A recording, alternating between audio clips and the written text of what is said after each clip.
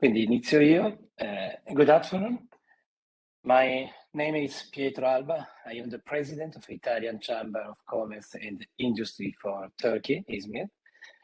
First of all, I would like to thank all of you for connecting today's webinar and our distinguished panelists, the Italian consul in Izmir, Mr. Valerio Giorgio, and the representative of the European House Ambrosetti, Mr. Lorenzo Tavazzi, part in charge of the scenario and intelligence area, Mr. Luca Miraglia, responsible for cross-border practice, and Mr. Fulvio Villa, senior advisor of the European House Ambrosetti. We are honored to organize this webinar with the European House Ambrosetti, a professional consulting group of about 280 professionals, active since 1965, and has grown significantly over the years thanks to the contribution of many partners with numerous activities in Italy, Europe, and everywhere in the world. The European House Ambrosetti is the organizer of the Ambrosetti Forum, the annual international economic conference held in Chernobyl, is in Italy. Many, maybe most of the people are connected with us, they know that. Before starting the panel, please let me give some information about our chamber. The Italian Chamber of Commerce and Industry in Izmir is an association of entrepreneurs and professionals, both Italian and also Turkish. It is officially recognized by the Italian state, which operates to encourage the internationalization of Italian and Turkish companies and promote also the made in Italy in the world. The Chamber born and developed as a meeting point for the Italian business community. Our Italian Chamber also have a consolidated, very nice, very good integral part in the business community, Italian and also Turkish. It is one of the 81 Italian chambers of commerce abroad in 58 countries. It is recognized by the Italian Minister of Economy and Development and a member also of the Italian Chamber Association, also Camera. Actually, we have 150 members from Italy and Turkey. The European House Ambrosetti is our distinguished member also. The Chamber usually make the activity between the two countries and to carry out all the activity to help, to contribute, to develop a mutual trade, economic relation and investment between Italy and Turkey. Today, we will be talking about the importance and opportunities that internationalization can give to the companies of two countries, Italy and Turkey, and how can do that. With globalization first, and then digital revolution, becoming international has become a fundamental importance for Italian and Turkish companies, especially for small and medium-sized enterprises. With a stagnant internal demand and an economy struggling to take off, companies need to find new markets to sell their products and find raw material at more accessible cost. However, starting an internationalization process is not easy, like we can see. It is not just about selling abroad or moving the operational headquarters. Still, it means developing a series of strategy and activity that embrace all activities of these two countries. Therefore, the internationalization of small and medium enterprises is a complex process which involves various stages to be respected and to requirements to be met. First of all, it is necessary to change the point of view of the manufacturing approach. Instead of focusing one's gaze on a narrow geographical area The idea is to expand the market as a whole is analyzed. In this way, we can see that the opportunities for growth abroad are enormous. That is why every entrepreneur has to develop a detailed strategy before to practice.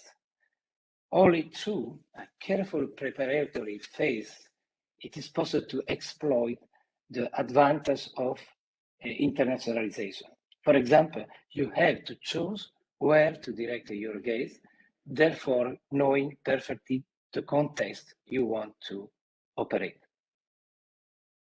Each country, obviously Italy, Turkey, the other one, has its law, tax system, target, supply that differ from area to area. However, once you manage to define, measure, and analyze them, you can have total control over your process. This is even more important for the small entrepreneur who often concentrate all the energy and resources on a path for internationalization.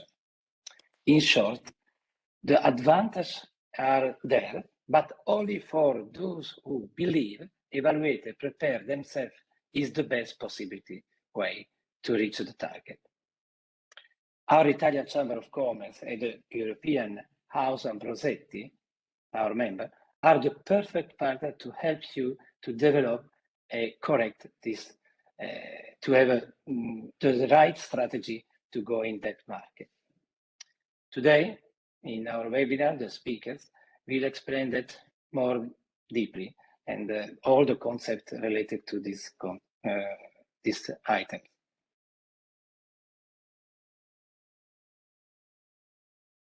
Before leaving the floor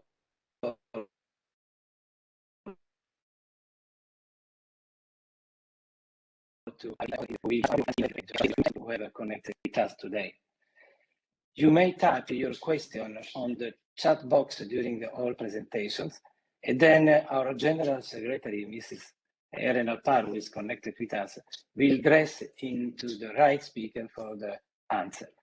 During the webinar, you can translate, I forget to tell you before, English to Turkish through the Turkish channel in both of the screen. Thank you so much.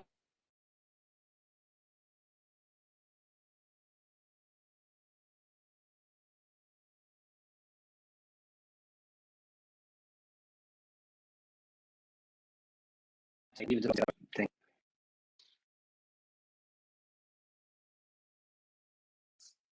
you. Is it okay?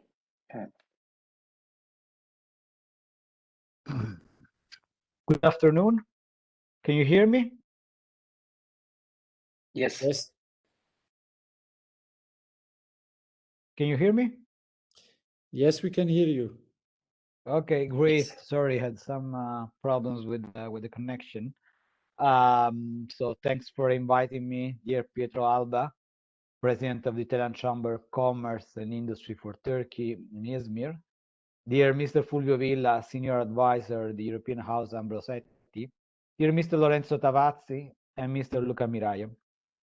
It's a great pleasure to open the webinar Why Italy is a Favorable Business Environment for Turkish Companies and what the European House Ambrosetti do for Italy-Turkey economic relations. In my opening remarks, I want to focus on the extraordinary moment that Italy is living through thanks to the first achievements of Italia Domani, the National Recovery and Resilience Plan. The COVID-19 pandemic has severely hit the Italian economy as well as other European countries. In 2020, gross domestic production shrank by 8.9%, compared with the decline in European Union of 6.2%. To face the crisis and help the recovery, the European Union launched the largest stimulus package ever. The called Next Generation EU Fund is a European Union economic recovery package to support member states adversely impacted by COVID-19 pandemic. I want to highlight the importance that the fund is worth 750 billion, The Next Generation EU Fund then will operate from 2021-2023 and will be tied to the regular 2021-2027 budget of the EU's multi-annual financial framework. I don't know if you're familiar with the budget of the European Union. Anyway, the comprehensive budget of the National Generation EU and the multi-annual financial framework packages are projected to reach 1.824 billion euros. It's an extraordinary amount of money, almost reaching the 2,000 billion euros in the framework, in the multi-annual framework. So the EU long-term budget, coupled with the Next Generation EU, the temporary instrument designed to boost recovery, will be the largest stimulus package ever financed in Europe. As I was saying, 2.18 trillion in current prices will help to rebuild a post-COVID-19 Europe. With which goal? It will be greener, more digital, and more resilient, to create a greener, more digital, and more resilient Europe.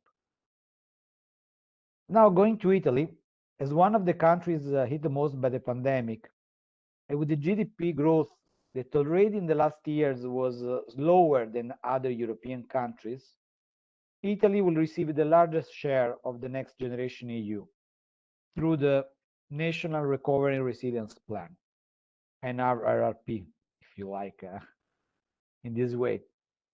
Named Italia Domani, the National Recovery and Resilience Plan will build a valuable legacy for future generations in order to achieve a more robust, sustainable, and inclusive economic growth.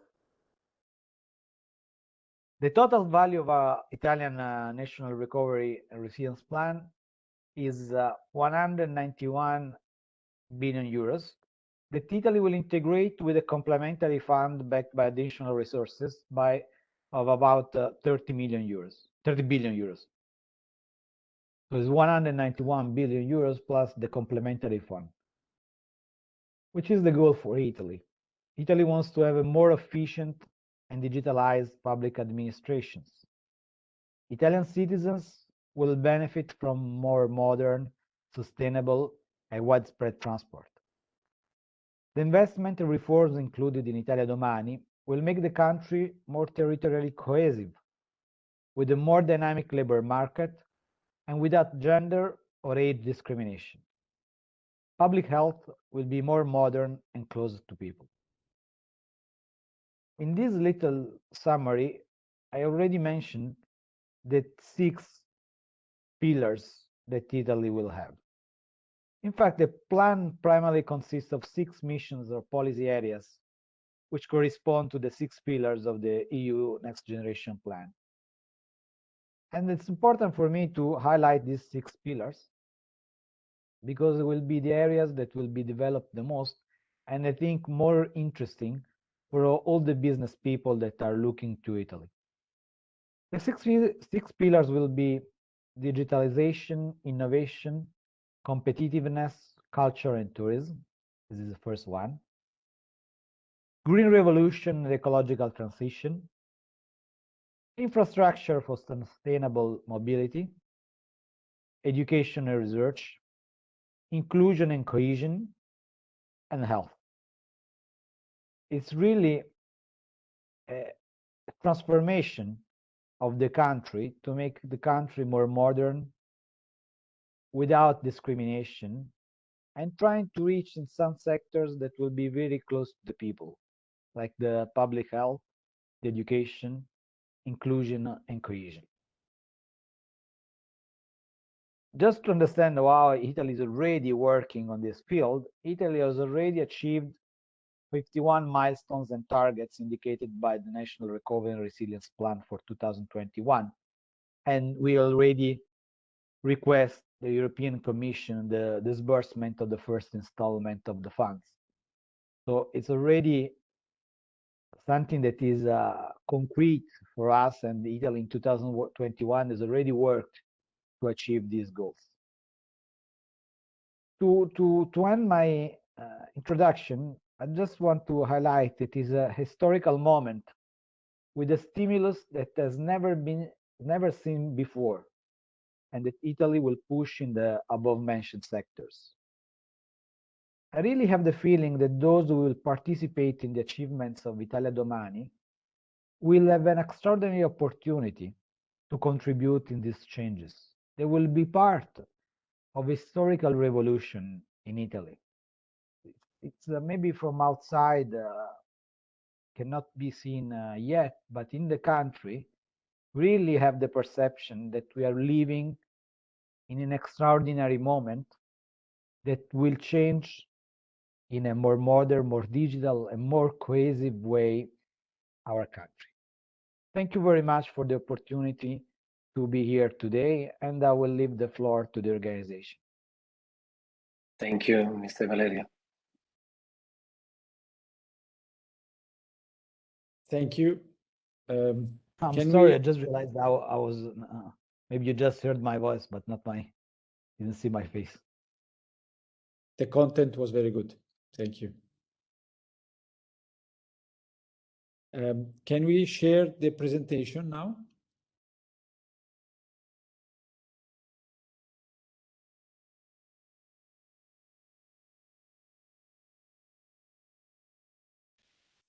Thank you very much, Mr. Consul. Thank you very much, Pietro. Thank you very much, Eren.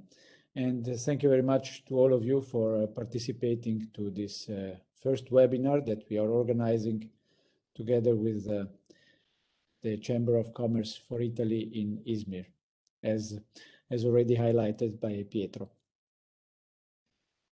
It's before we are moving on to the next and to the real webinar, I would like to share with you some information about the Ambrosetti Group and its activities.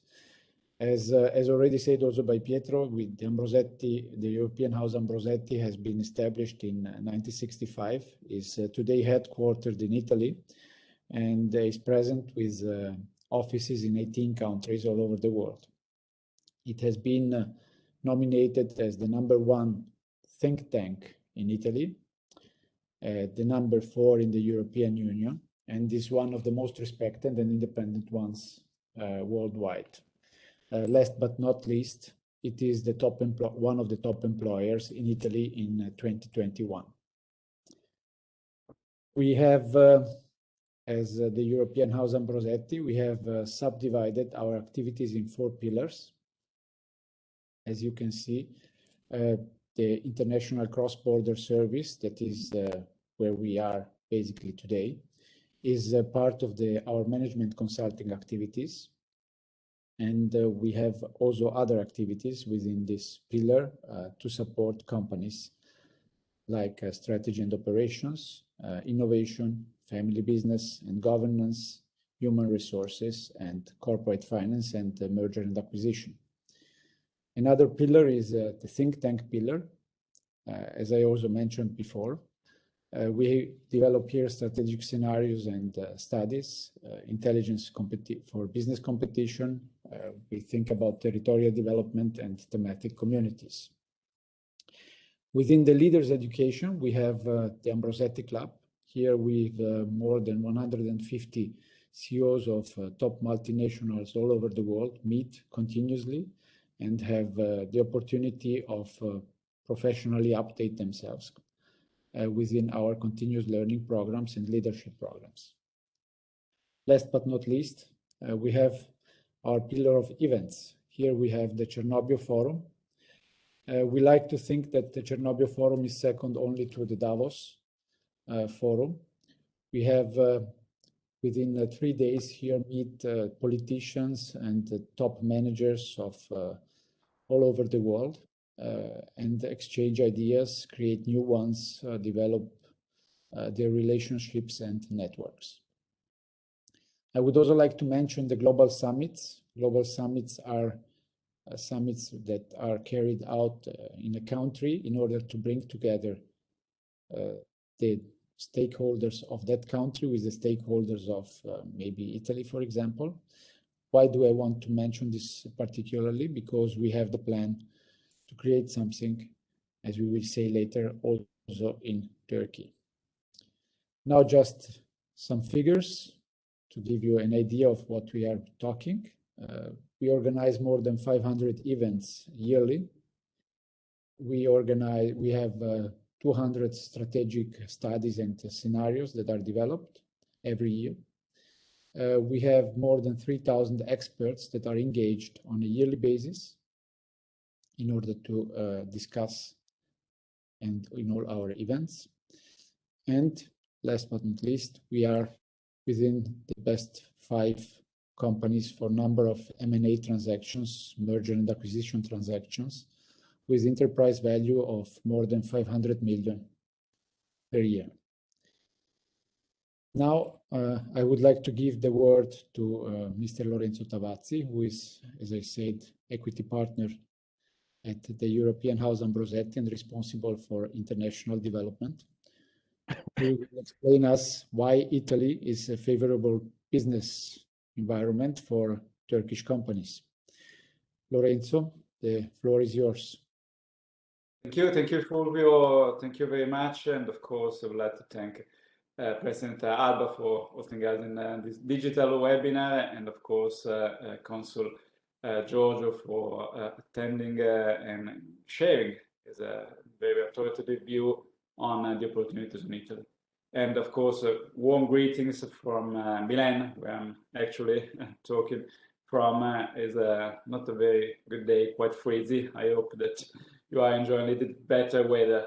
In any case, Consul Giorgio said Italy is in a transformative period, and it's definitely right. According to our observatory, and that's why we would like to share with you today our perspective on Italy, and in particular the opportunities that Italy can offer to Turkish companies, and vice versa, of course. Because, as Fulvio said, we have operations in 18 countries. By the way, one is Turkey. And according to our observatory, international observatory, we do see that Italy is now the most interesting countries to look at from many points of view, but in particular talking of business. And I'd like to try to share with you, apologize because I will be going to present you a lot of data, but talking about business investments, I think that data are fundamental. And but to summarize, the main point of my speech is that Italy is not only transforming itself through the next generation EU plan and so on. And I'll talk a little bit more about that. But paradoxically, COVID-19 crisis helped Italy to reinforce some strengths that Italy already had. Strengths that are very rooted in the DNA of Italy. You see here some blocks: trade and competitiveness, entrepreneurship, innovation and technology, global sectorial leadership, macroeconomic fundamentals. It's not well known that Italy, along with Germany, in the pre-COVID period, was one of the two, with Germany, countries in Europe with the best macroeconomic fundamentals in terms, for example, in terms of surplus and GDP ratio, and many others that is not well known, for example. And we have, of course, and this much known cultural heritage and so on. All these topics, all these trends has been reinforced by COVID-19 crisis.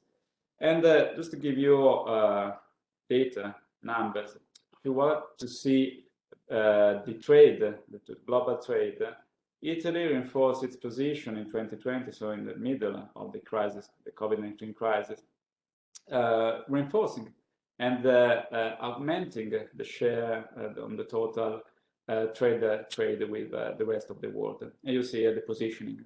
Italy is now the 10th country with the most interesting openness, total trade, and is 5th in terms of trade surplus, more than 100 billion euros in 2020. And again, this number is increasing over time. And it's also quite interesting to see, and then moving to another strength of Italy, that the small medium enterprises President Alba mentioned the importance of more medium enterprises and the opportunities in particular for SMEs coming from internationalization. Well, Italy has the total number of SMEs that France and Germany put together. It's quite clear. And exactly during 2020, during the most tragic period of the COVID-19 crisis, all these more than 300,000 companies, small medium enterprise companies, invested more than the big companies in Italy, has been more productive than the cluster of companies in Italy, and so on. So they are very active, and of course they are backbone of Italian economy, but not only can be partners for Turkish companies in terms of doing business together. And as of now, also Italy reinforced its positioning in 2020. Actually, the data are for 2019, but numbers, the trends are increasing in 2020. Its position, for example, in certain areas that are pivotal and fundamental for the future. For example, about renewable technologies, Italy is one of the largest exporting countries for exactly renewable technologies. These are the top 10 exporting countries in the world. And you see the positioning of Italy. So it's not just a matter of the size, but it's also a matter of the quality and the, again, the opportunity, the matching opportunity with Turkey. And just to mention, we needed to mention the traditional made in Italy sectors, namely agri-food, automation, furniture, and clothing. Well, in 2020, the agri-food sector of Italy only, so just talking about agri-food, created more value added than, for example, the automotive sector of France and Spain put together and multiplied by 3. So 3 times the value added of the French and Spanish automotive sector, and more than twice the aerospace, the value added produced in the aerospace sector of France, Germany, and the UK combined. This is not well known. And Italy, I'm just talking about the agri-food, but automation, furniture, clothing did well as well. And again, Italy is doing very, very well also in other sectors that are not necessarily related to the famous and internationally renowned 4A, so agri-food, automation, furniture, and clothing. But for example, in pharma sector, Italy is now the second largest country for production value of pharma companies. You see the numbers, and over the years overcame Germany, and the growth over time, year on year, on the right of the slide, is extremely robust. And Italy is not, of course, only pharma sector, but the leading position in many other sectors that, again, are not that known at international level. Mentioning, for example, ceramic industries, aerospace and defense. We are one of the largest producers and exporters, and the value chain of the aerospace and defense industry is looking for international partnership very much. For example, industrial design, not to mention energy, automotive, robotics, scientific, instrumentation, chemicals, and let's say others, but I don't want to waste your time. So many strengths, traditional strengths of Italy have been reinforced by COVID-19 crisis. But now, and not surprisingly, Italy is one of the countries that are bouncing back from the COVID-19 stress in the most robust way. So the rebound from the crisis is extremely significant. And the numbers are, again, very, very clear. These are the projection, or better, not the projection, the final value, 2020, 2021, the growth of Italy compared to the EU27. As Consul Giorgio mentioned, we had been severely hit in 2020, almost minus 9% of the GDP, but now we are plus 6.3, with the average year growth slightly more than 5%. And this allows Italy to regain the prior crisis positioning in 2022 exactly. And the forecast were 3 years more, so 2025. So we shortened the period of recovery by 3 years, and in 2022, the Italian economy will be in the same positioning as it was in 2019. But it's not just a matter, again, to see the whole economy, but looking attentively at the fundamental pillars, for example, exports. As of now, Italy has regained all the loss of the pandemic, and now we are 10% more than the pre-crisis level in terms of export. You see the number of December 2021. And the same goes with exports. In this case, we are 17% above the pre-crisis level. But there are also other, in my opinion, very interesting data. For example, Italy, for gross fixed investment, is #1 in Europe, and not only in Europe, but you see other countries, for example, United States, Canada, Japan, and so on, in terms of growth for investments, gross fixed investments. But also is #1 for the growth of private consumption. Again, these are very, in my opinion, very encouraging messages for Italy, but also for international companies that want to do business with Italy. And moving forward, as Consul Giorgio touched upon in his opening speech, the Next Generation EU program is a massive program of investments over the next few years. 2026 will be the deadline of the program, and Italy is the country by large that in Europe will benefit the most from this enormous investment program. Overall, we are talking more than 800 billion that will be invested in the next 5 years, and you see all the details. But what is most important for our conversation today is to see the positioning of Italy among the other European countries. And it's, I think, very, very clear that Italy will be by far the country that will invest most through exactly this massive amount of money that will be made available by European institutions. We're talking more than 2 times the amount of investment that Spain will do over the next 5 years, and more than 6 times France. And putting together financing through the Next Generation EU, plus the National Complementary Fund, plus other funds from another program which is called REACT-EU, we are talking of a total available fund for Italy for investments in modernization of the country, investments for increasing the competitiveness of the country, that more than 235 billion euros. Never seen in history. So that's the momentum, an historical momentum, literally an historical momentum for Italy, and again for the partners, potential partners for Italy. And again, as was already mentioned, the program, the investment program of Italy will steer 6 key dimensions. Green revolution and digitalization will be by far the 2 most important areas of investment. More than half of the total funds, so more than 110 billion euros of investment in 5 years, plus investment in research, education, infrastructure, inclusion and cohesion, and health. But remaining on green revolution and digitalization, this means that Italy is opening entire new frontiers in terms of not only investment but stimulus of economic areas.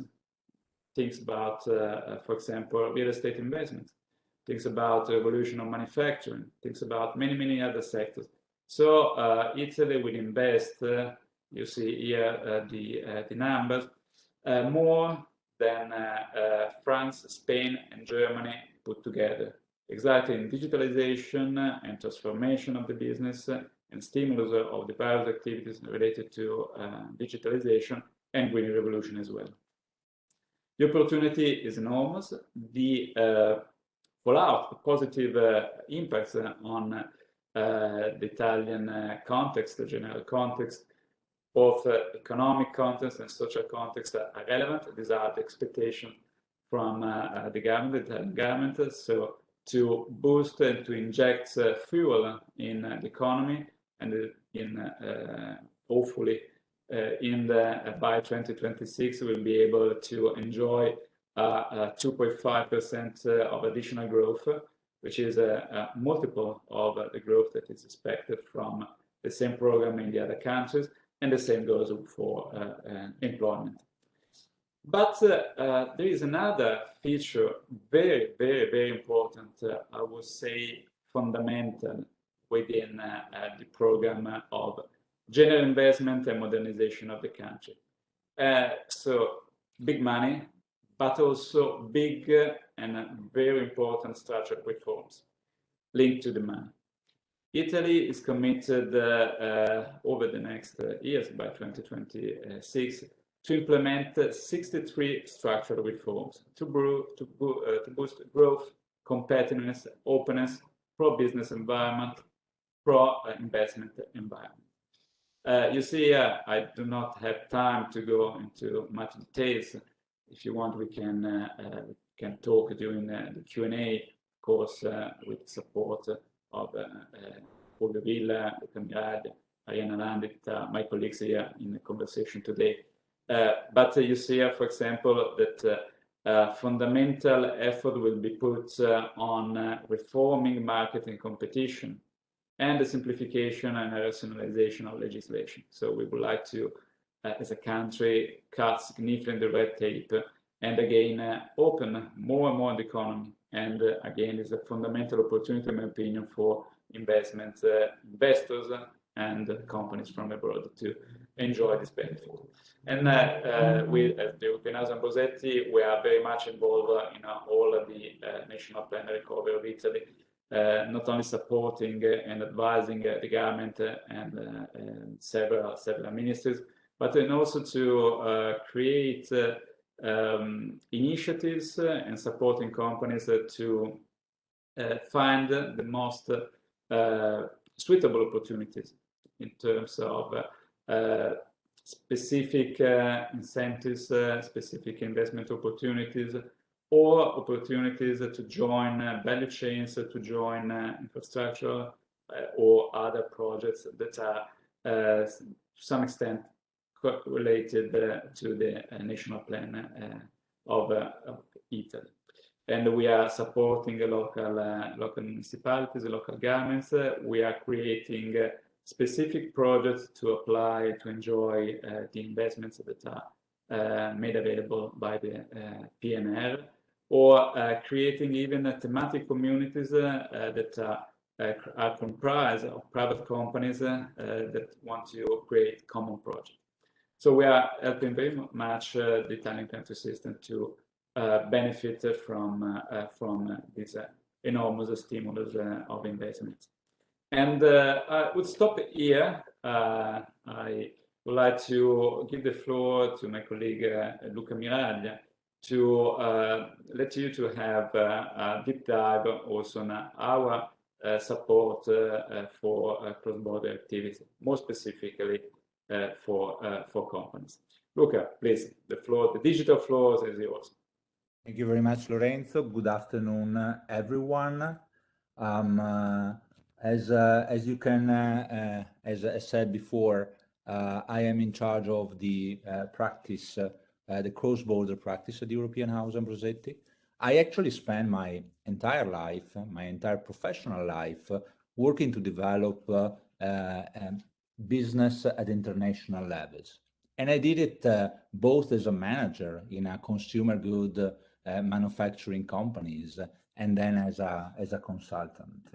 On the next slide, you can take a look of the experience that I gathered over the years.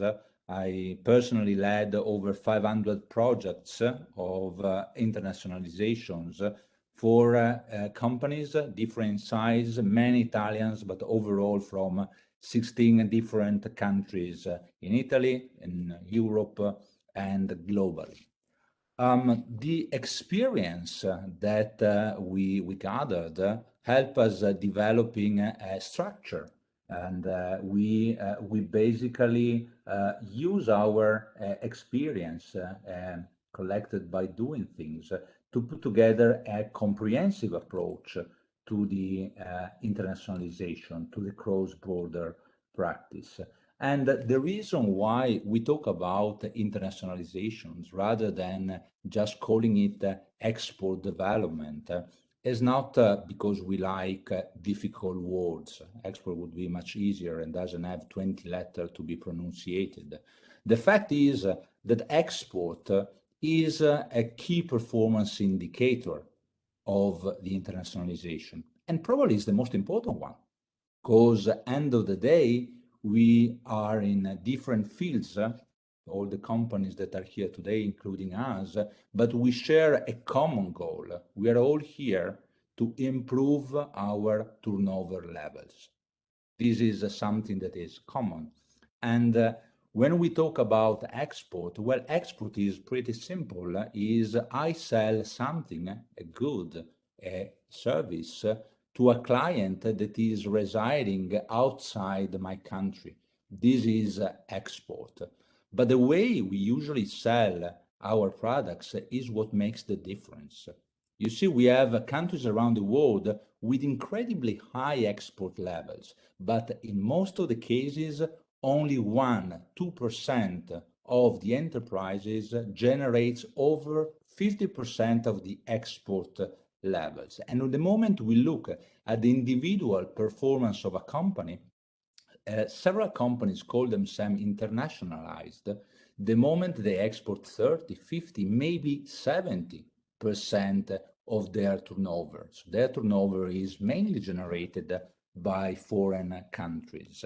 But if we stop for a while and we think, well, actually, it's very rare that our market, the domestic market where our company is based, is the most important market in the world.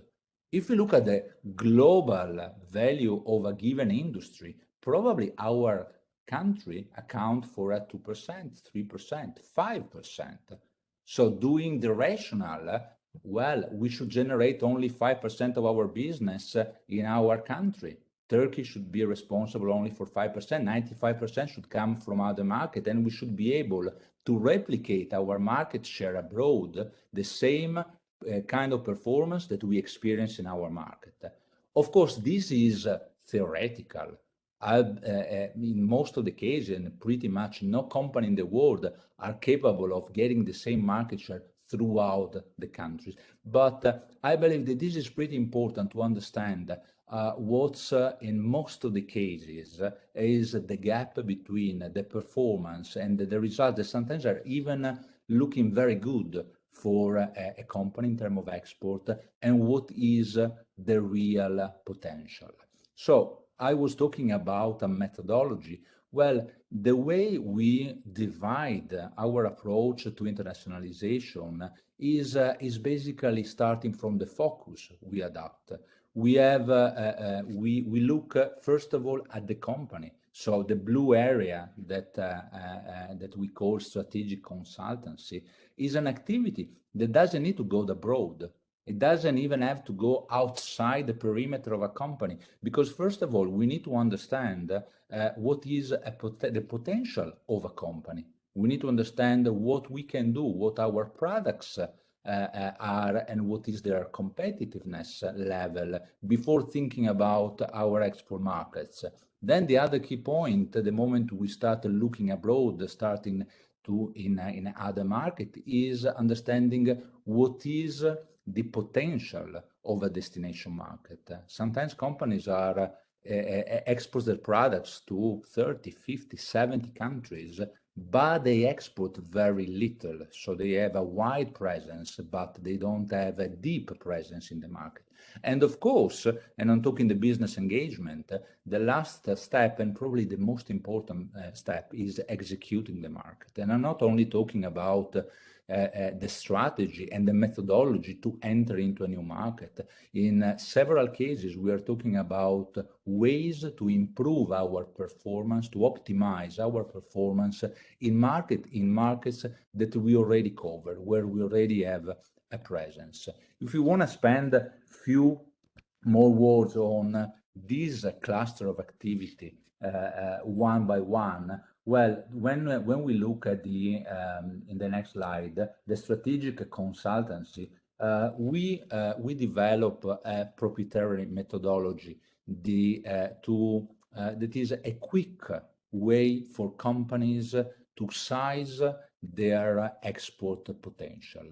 Is our Internationalization Index, that is a methodology to analyze the company potential through two main areas: their export readiness and their product potential. In the next slide, I believe it would be ideal to look into that through a real case, a client, one of the clients we served with this analysis. So what we basically do to release the index is to understand which are the key variables to identify the level of export readiness and product potential. Why we keep these two areas separated? Because they're deeply separated. There are companies that have a great readiness, so they are fully equipped, properly structured to go abroad, but maybe they don't have a product that is competitive enough to tackle the export markets, or at least not all of them. On the other side, we have, and this is the most common situation, we have companies that are producing very interesting products, but they are not fully equipped to go abroad. If you want to give a basic example, well, a company with a highly competitive product will be never able to go abroad if they don't have an export manager speaking English. I know this is super simple, is obvious, but if we go ahead and we look at the way the company do business, their decision-making process, the marketing tools and competencies, we can clearly understand that analyzing this part is fundamental, is critical in order to understand and size the potential of the company. This activity is not only a picture, it also meant to provide the company with short-term guidelines. A company, what we try to do is trying to see what the company can do more compared to what they're doing today without intervening on the structure of their company in the short term and without a high investment. The typical example is the company is already exporting their products in 10 countries, but they can go to 15 countries without changing their structure. Of course, at the same time, what we try to do is also providing a company with an advice of what more they can do in the mid and long term in order to boost radically their internationalization levels. Moving on the business intelligence, well, I feel that this is one of the most critical areas, is one of the most important areas of improvement for export companies. And this is the reason is that in over 90% of the cases, companies export their products through international partners, through importer and distributor. And this results in most of the time, a very limited knowledge on the destination market. Our knowledge and our relation is with our importer and distributor, but the flow of information that we are receiving from our partners is very limited. Most of the case, we don't have a full understanding of the market, their distribution channels, their competitors, sometimes even our price levels, because we know what is the selling price to the importer, but we don't exactly know what's going to be the final price to the market. As you can understand, if you think your own market, Turkey, you know everything about your market. You know which are the competitors, which are the price points, which are the distribution levels, and you are capable of effectively intervening with the proper sales strategy. The moment you have a partner that is lacking to provide you with the same level of interaction, transparency, access to the information, you can have a good year, a bad year, you can sell a lot, you can sell well, but you don't really know what is the full potential of the market. At this regard, we usually perform activities at 3 levels. One is regional. This is the case of a company that is willing to consider Europe as a destination market, or ASEAN, or the Middle East, the GCC area, and the scope is very high. First of all, the company wants to understand, out of a number of similar countries, which are the one that are deserving the attention, that has the highest level of potential. So if we want to think about it in a very synthetic way, we can think about the 27 EU countries and having some of them that are colored in red, some other in yellow, and some other in green. So the result will be the countries in green are more favorable compared to the one in yellow, and for the one in red, there are issues that might suggest a no-go in this market. The moment we identify possible potential destination market, the next step is going deeper into the market. And we can do it with a market analysis, the country focus. And I believe I don't have to further detail this activity that should be pretty well known. Or in some cases, and this is an example I want to share with you today, with a quick distribution analysis. I believe that the example we have on next slide is about a company operating in FMCG. Well, a quick distribution analysis, or as we call it, an indirect analysis, is a way to understand the market without a top-line analysis, without looking into the market size, the purchase power, the consumer profiles, and so on. What we are going to do, and this typically applies to consumer products, is we visit stores. We look and check what competitors are doing, and in particular, we go there to understand if your key competitors are there. Several companies doesn't need to have a full detailed analysis of a country, but they know that the moment certain competitors to them are there, and how they are distributed, and which kind of products they're selling, at which retail price, well, this is enough for them to understand that this is a potential market for them.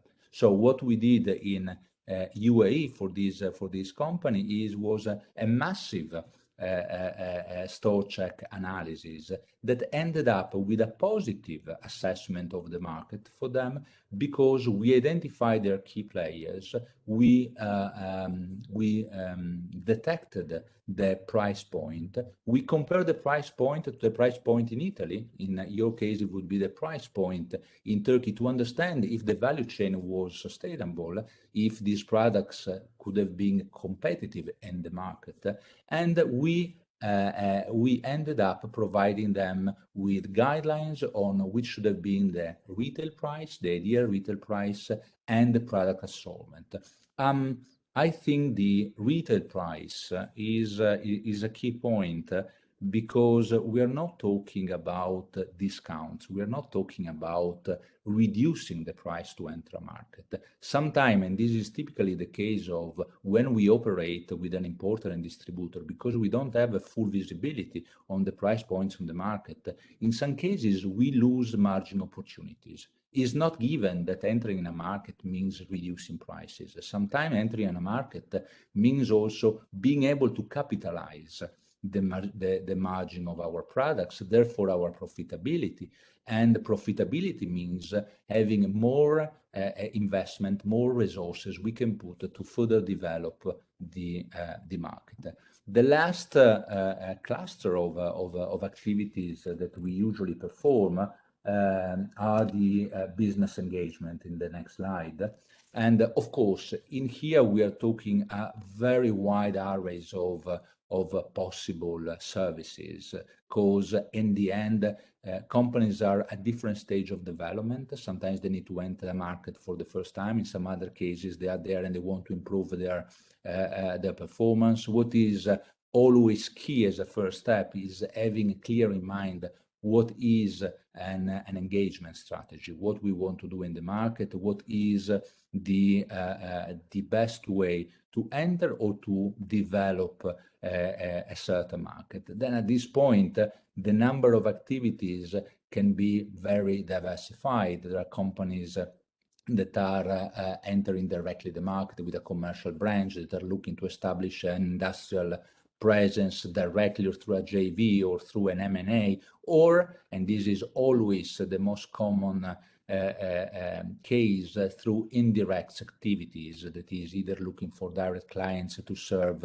from the headquarters or identify an exclusive representative of a number of importers and distributors.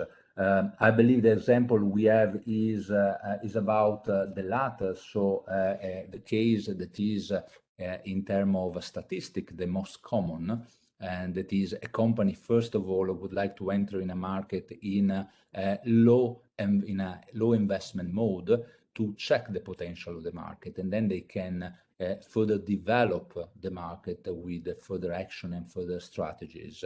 So what we did, and this client was a Vietnamese company looking to enter the Italian market. Well, the engagement strategy, as I was saying, was to identify a partner, in this case an exclusive representative in the market, for which we outlined the profile, so the ideal profile of the counterpart, and we developed with the company a business pitch, because conveying the message of the company, properly conveying the message, their information, their products offer, their distinctive feature represent a key point that must be done in the most effective way to capture the attention of possible counterparts. And then we started working to generate prospects. We rely on a huge database for the Italian market with over 100,000 contacts, but we are not only we're not talking just a database with the name of the company and the address. We are talking a profiled database where we enrich this information with a number of relevant information.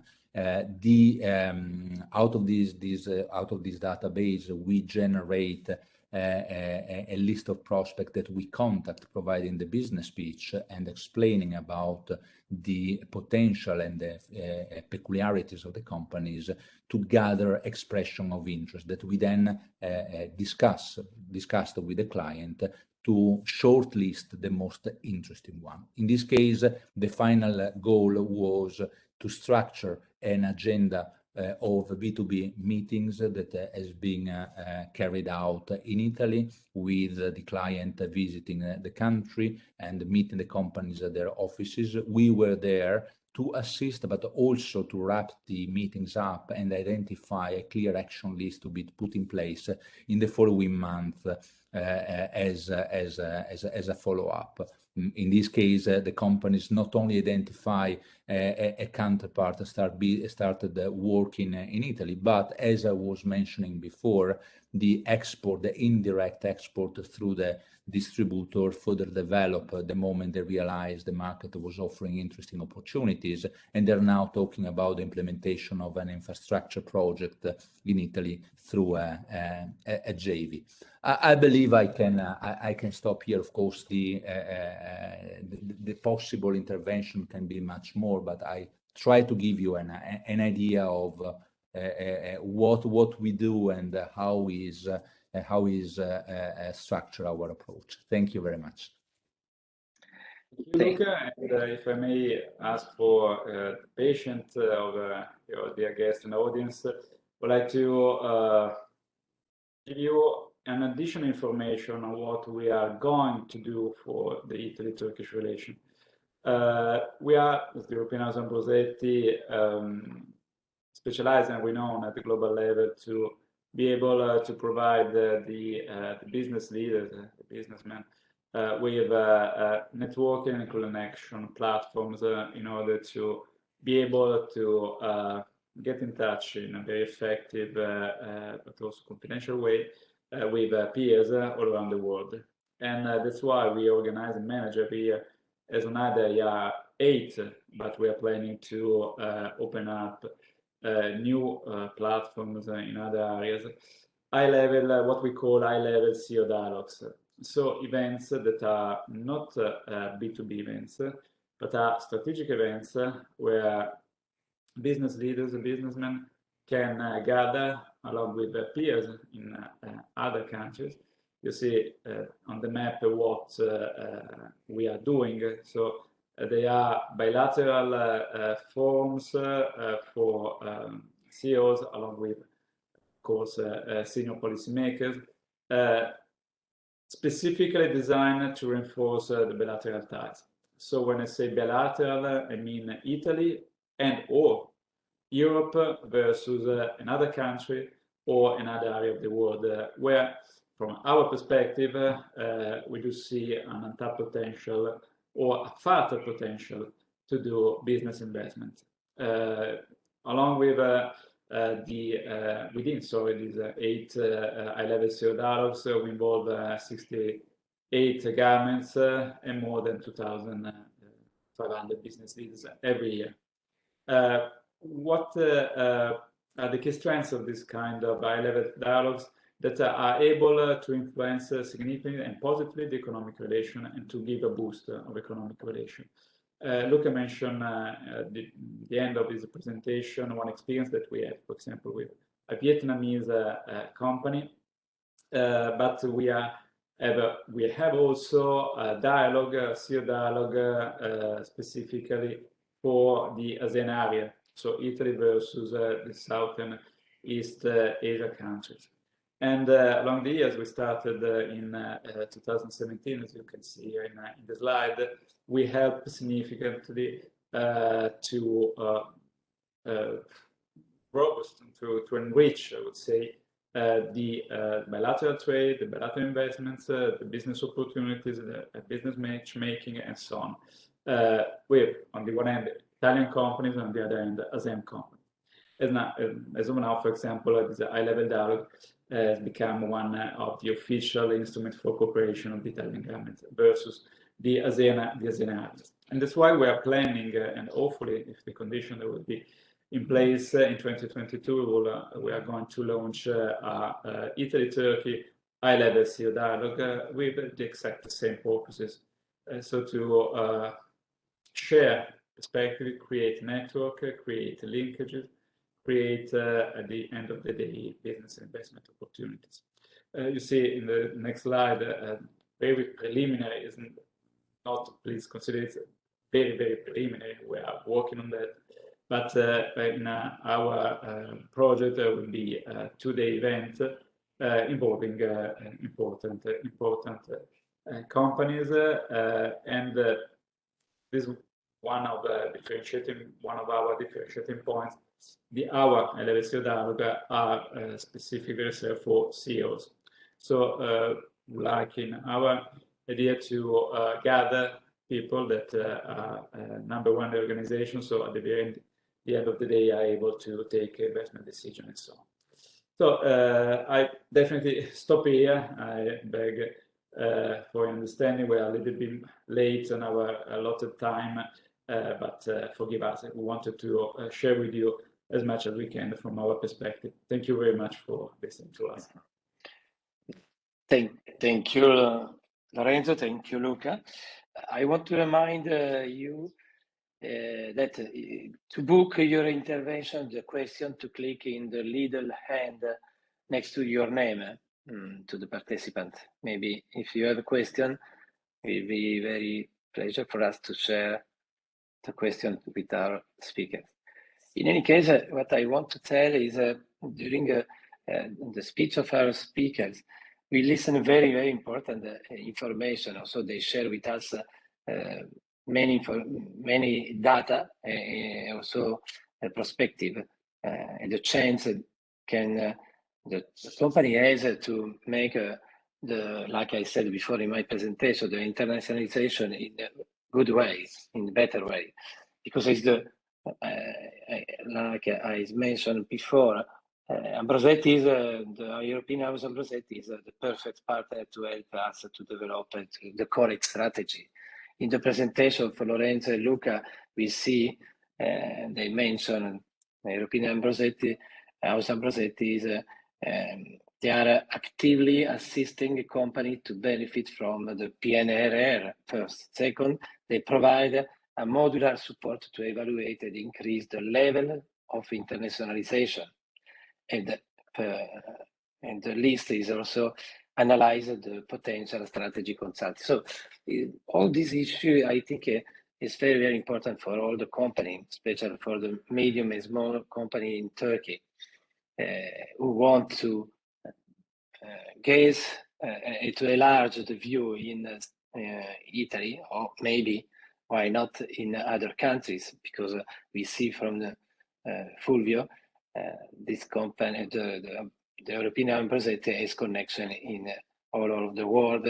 They have many relations with very important businessmen, politicians, and in Chernobyl, especially we have a meeting with the most important and relevant person in the world.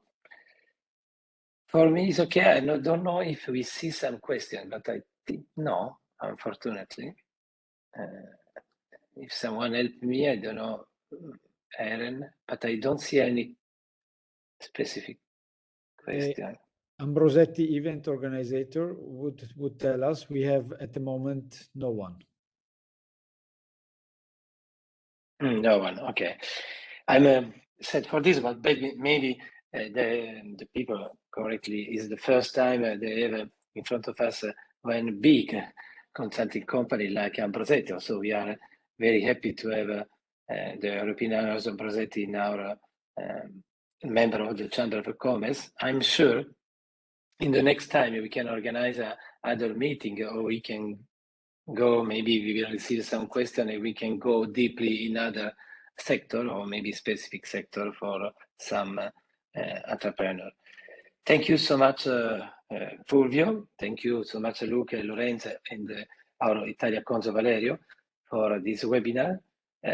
I'm sure the people who is connected still with us, they can have chance to share some other question in other moment, or if they need to check again the presentation, they can send an email to Mrs. Eren with a specific request and the name of the company, and I'm sure Mr. Fulvio will be happy to share with you this kind of information. You confirm, no, Mr. Fulvio? I absolutely confirm. At any time, okay. Share the questions, and whatever needs are coming, we will be happy to support. Thank you so much.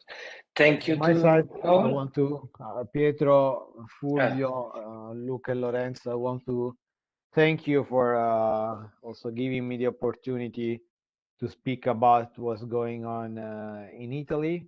I mean, we are very happy and proud in Italy of our Italia Domani, the National Recovery and Resilience Plan.